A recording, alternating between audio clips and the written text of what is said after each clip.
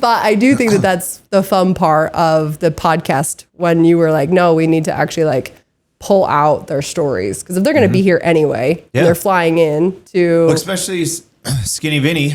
Yeah. You're one of the top podcasters. You have a top podcast show. Yeah. Like, what's your it's whole... weird hearing that. Right? Is it? Yeah, it's still weird, yeah.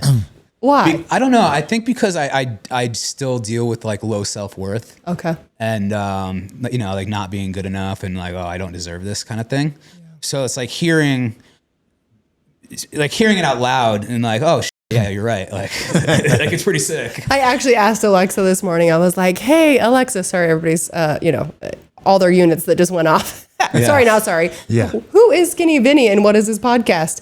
And she went through a whole thing. She's like, he's got over 1 million followers. Yeah. Like his... The podcast has a million subs. Yeah. And he was just like going through and I was like, dang, good job, Vinny. Like I was really impressed. So good job. I mean, I'm not going to take all the credit for it. You know, it's Steve-O's show. And I came in, like maybe 2 or 3 years after they started. He started it in COVID. And I had always been a fan of Steve since I was a kid. You know, I had his posters on my wall growing up. He did the craziest stuff. Oh my gosh. You know, so right. And then when my career kind of started in sober living, and it was growing very quickly. And he's a sober dude. You know, our whole crew is mostly sober dudes, so it just like kind of made sense. And he like saw my work ethic, and it was like, you know, I started at the bottom. I was, you know, basically, I wouldn't say an assistant, but like all the like camera work and photography or merch sales or whatever. And then eventually like I got in the talent position, I guess you could say, and which I, you know, wanted. Sure. I'm an attention whore. Like I'm an attention whore through and through. Okay. A validator through and through. Yeah, 100%. Yeah. Well, amazing. Good job. Where did the name Skinny Vinnie come from? My nickname in high school was Skinny Finny. Yeah. Because I'm Finnegan. Yeah.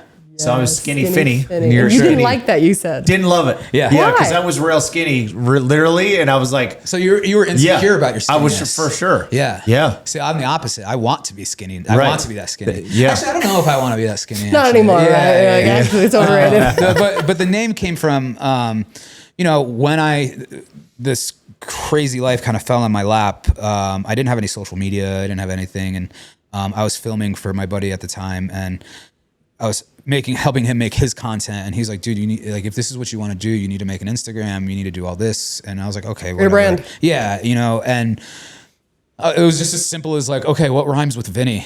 And I was just like skinny, and I was like, okay, that's kind of funny because I'm fat, like, so it's ironic, you know. So and it's right. And at the time, Skinny Vinnie was already taken, so it was like it was Skinny Vinnie 666, and eventually I was like, okay, this is actually like really taking off. And like we all know like Instagram handles that have hashtag or fucking underscores or fucking numbers, you know, it's like it's yuck. Yeah. You know, so it's like, so I like, this was like 4 years ago where I was like doing investigation work where I like found the guy who had the Skinny Vinnie tag. I found out that he worked at ESPN in Connecticut, and like I got his email, and I emailed him, and I was like, dude, I'm Skinny Vinnie. I need that Instagram. I'll give you $1,000 for it. And he was like, bro, I haven't used that since like 2008. I don't even care. He's like, just take it. And so, nice. But when you delete your name, your whole page, it's not, you don't get it instantly. Nope. So so for like 45 days straight, every day, every hour, I'm like, okay, trying to get it. You didn't want something else to jump in there and get it. So yeah. And eventually I got it. Which, thank God.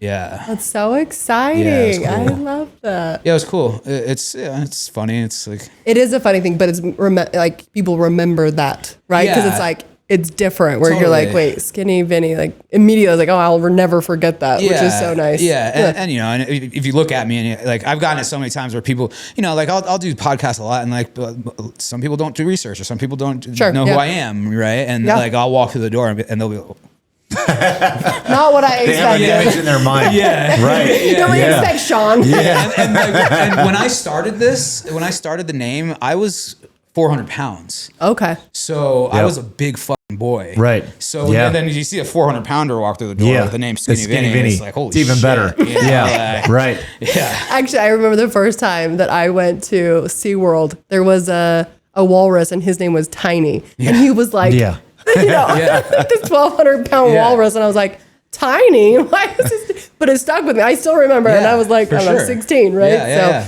that is a fun, like, play on words. Good for you. Yeah, and it just stuck, and what was your reason for saying I'm at 400 pounds? I'm gonna cut this. I think it was a couple things. It was finally me caring, like actually giving a shit. Mm-hmm. I never thought I was going to live past 30. Like I have 15 overdoses. 3 of them I've actually died and being brought back to life and like being surrounded by EMTs and tubes down my throat and stuff. So it's like I honestly didn't think I was going to live past 30.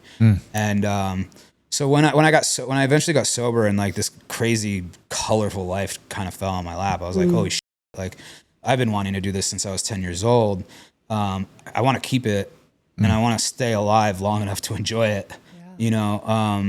And it's just like I want to be a hot piece of ass too, like, I want to be good, but I've always been a big boy my whole life, and I never let it hold me back from shit. I made sure I always kept up with my friends. I was playing sports in high school. I skated as a kid. I never let it hold me back. It was never an issue with girls or nothing. But so that's why I really didn't give a fuck about like, I want to be skinny. I never thought that in my life. But now I'm like, okay, I'm 30 years old. Like when I got sober, I was 30 years old, and all this cool shit is happening. And I was like, I want to actually enjoy this for a long time. And I'm down. I'm 218 pounds now. Wow. Yeah, that's amazing. Yeah. Congrats. I mean, I'm not going to take all the credit for it. Like I'm on some GLPs and and some peptides and shit. Yeah, performance enhancing. And honestly, like it wasn't even just the weight too. It's like a pretty tragic event happened last year, and I was in like a super dark place, and I was just like existing. I wasn't like stoked on life anymore, and then I started these peptides, and it was like a game changer. Like honestly, changed my life. Oh hi, so peptides. Yeah, oh dude, peptides, game changer. Peptides for sure. Let's talk about the hard, we like to talk about the hard stuff and the dark stuff, and I've seen a lot of your content, and you're good with leaning into that. It's genuine. You're okay talking about this stuff. 100%.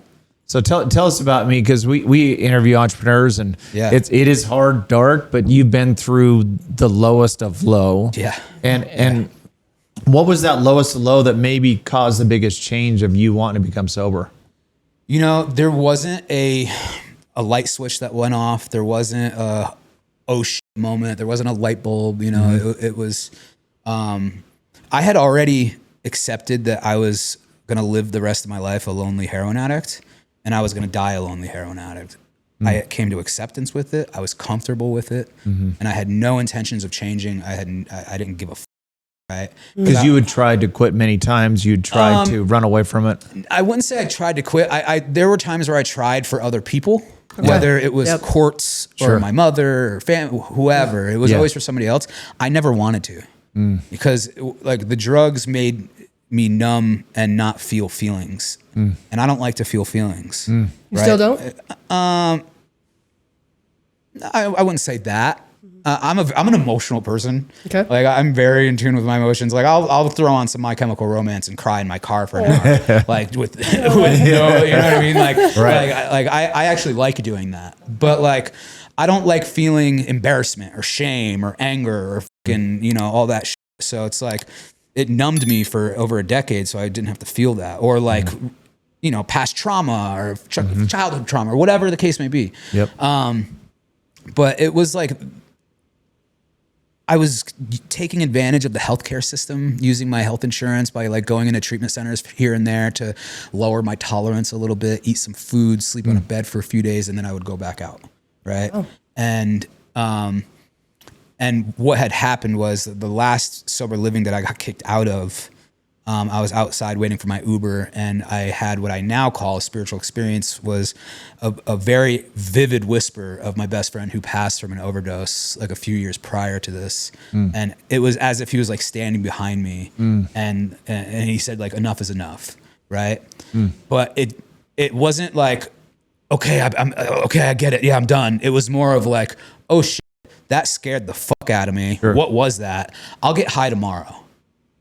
Let me find a safe place to sleep tonight, and I'll get loaded tomorrow. And so I just called the program director, and I begged him for another, because I was the worst kind of client. You know, like I was the type of dude that would like convince other clients to leave with me to go get high. Like that's like the worst kind of client that you can have. It's like, it's okay if I'm putting myself in danger, but when you start putting other people in danger, that's where you really cross the line. Yeah. And, so I called up the program director and I was like, dog, like I just need one more shot. Like please. And he's like, dude, we have no more houses. You've gotten kicked out of all of them. And I begged and I begged. He's like, all right, I have one more spot. And when I got there is where I met Zach, and I already knew who he was. And that's kind of where my career started. And it was like, holy shit, I'm filming this stuff that feels so familiar when I was a kid that I always wanted to do. Let me keep doing this for now and I'll get loaded later. Because like, when this happens, you're like, oh, this isn't going to last forever. Right. The feeling isn't you know, last, like not even the feeling, even the feeling, but like I'm filming all this crazy shit and all these people are recognizing me. And I like the entertainment industry is so hit and miss. You know what I mean? Like you can be fucking working for 6 months and then not for a year. You know what I mean? So it's like in my head, I'm like, this is too good to be true. I'll stay sober for now. I'll get high later, but let me enjoy this. Yeah. Ride the train while it lasts. Let me ride the train. And it was a snowball effect. It just kept getting bigger. Next thing you know, I have a year sober. So I'm like, okay, I've built this weird, crazy, colorful life within a year. I want to keep this. So I'm a program guy. I'm an AA guy. So it's like, let me actually do the work internally so I can keep this life. And then once I did that, then it was like game on. It was like, oh, my confidence is back. I could look in the mirror and love who I am and shit like that. Like, love it. Yeah. And it was like game over. I was like, okay, it's on. You know, it's like, it was like a fucking weight released off my body kind of thing. Yeah. What makes you, because you're real. Yeah. Through so and real. through. I try to be, yeah. And what makes you feel comfortable being that real? Yeah. I think most of it has to do with my sobriety. I feel like if I try to hide anything or try to be fake or whatever the case may be, it's like, and I don't like talking about the program and stuff because it goes against the traditions, but it's like, let's just say sobriety in general. It's like, if I start hiding anything, I feel like that's me not being truthful. And the way that I think of it is like, I know it's not me telling a lie, but I'm holding back the truth. And to me, that's kind of addict behavior. And if I start doing small any level, it's going to snowball effect to God knows what. Yeah. So like basically it's like to protect my sobriety. Yeah. But it's like, dude, I've been blessed to have this platform or whatever you want to call it. And I'm very grateful to have the reach to help people that struggle with the same shit I do, you know? And it's like, it's very easy for, I'll just use my demographic or my fans or whatever. Like they see somebody like me that was like, dude, 7.5 years ago, I was living in a handicap sized porta potty for 3 years shooting heroin. If I could come from that to now living this insane life, then anybody could do it. It's inspiring. Right. And it's just Got like, the chills. Just yeah. And it's like never in a million fucking years that I think I would ever be the one that people like look up to or like, I'm so grateful that my DMs get flooded of people of like, dude, I resonate with your story. Thank you so much. Like you were the reason why I got sober, like all this shit. And never in a million years did I think that would be the case. It just kind of happened because I was just being me. Yeah. But you are an interesting, like, what people feel from you is a very interesting vibration. It's a breath of fresh air. You don't feel it very often. Like, I love that. Yeah, I love that. Thank you. Yeah, that means a lot. It gives people permission, like you said, Maylee, to open up, about what they're going through. Yeah. Versus the superficial. A lot of people wear a mask, right? And they're afraid. They're really operating down here, but they feel like if you understand who they are down here, you're not going to love them or accept them. Yeah, that was it. So I'm going to play at this level up here, which is all completely superficial. Yeah. Because I don't want you to understand like what I've been through, right? Yeah. Don't see me, right? It's you put on that like mask of don't see me and I'll somehow disappear. Yeah. Like, it's not real at all. And another reason why like I'm just so open. It's like, I'm open to the fact, just like, dude, like it's not all fucking unicorns and rainbows. I'm not like, every day isn't the best. Every year isn't the best. I still struggle with shit every fucking day. Like I mentioned earlier, like I still struggle with low self-worth. I still have insecurities. I still have all this shit that I deal with every day. Granted, I now have tools that can get me through these fucking feelings a lot quicker than I did, and I don't need heroin to fucking mask it anymore. But it's just like, dude, I'm just a normal person, just like you, struggling with the same shit.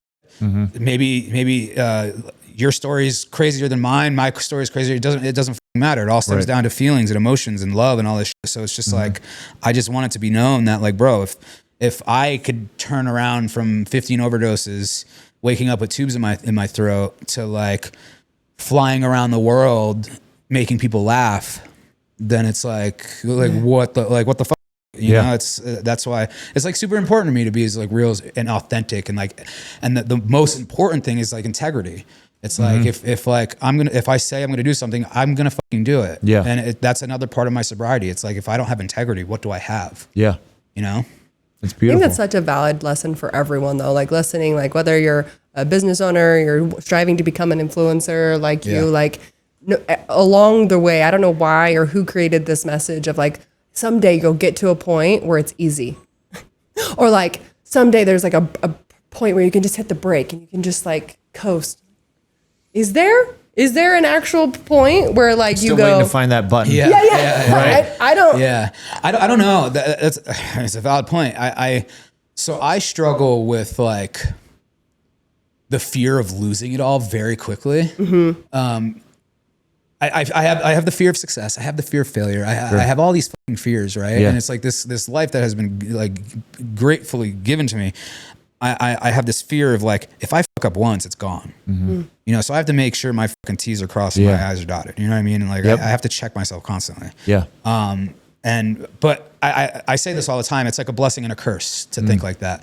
The blessing is it keeps me hungry, it keeps me motivated, and it keeps me fucking going, right? But the curse is I'm fucking riddled with anxiety fucking all day, every fucking day of like, dude, when it like, I need, number one, I need a fucking vacation. Number two, like I need to just, my brain needs a chill. I'm not allowed to take a Xanax bar anymore. Like I just, I can't have a fucking glass of wine. Like I need to like get through this on my own. So it's like, that's how I look at it. It's like a blessing and a curse. But like, you know, and it's like, I'm just trying to keep the dream alive. That's it. You know, But it is a spark. And that's what's sad is some people feel like there's a point where they got to turn that off, but then you're turning your own light off. For like sure. I don't understand that concept. And I don't know who came up with it of like, there's an easy button. You got to stop working so hard, right? People tell me all the time, you work so hard. Hell yeah, I work so hard. What are you talking about? And part of it, and maybe you can talk to that, but it's like, isn't it a part where you're like, yeah, I'm running from the past of like failure? You know what it feels like to sleep on the dirt. Right? Like I know what it feels like to sleep without food, but feel the real feeling of hunger. Like there's obviously like you're running from this feeling, but I don't feel like that's a bad thing. It just keeps me hungry. No, like, no, it's not a bad thing. And like I went on this dude's podcast a couple weeks ago where he's like this fucking big alpha male. Like he's like, discipline this, discipline that, discipline this. And like I agreed with a lot of shit that he was saying. And before going on his podcast, I was a big believer in like balance, right? I was like, balance is key. You know, you need to have balance. But he was saying something that kind of made me think. He's like, balance is bullshit. You need to be obsessed. With what you want. There's no fucking balance.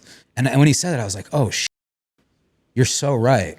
And if you look at all these successful people, they're obsessed with what they do. There's no fucking, I'm going to do it for 4 hours. No part way. You're all in or not. You know, so when he said that, I was like, damn, I agree with that. You have to like, because this new podcast that I'm doing, the one in the plane, it's everything I do is comedy. This is more kind of what you guys are doing, where it's talking about entrepreneurs, and I'm not worried about celebrities or influencers or anything. It's like, I don't care if you have 1 million followers or you don't even have social media. Like, I want to know what it took. I want to know the trials and tribulations and the failures to where you got to where you are now.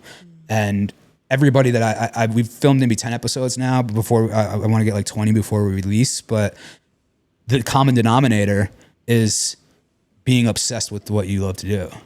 And the discipline it takes, like the sacrifices and the discipline to do that. I love and it. it's like, yeah, dude, I agree. There's no fucking balance.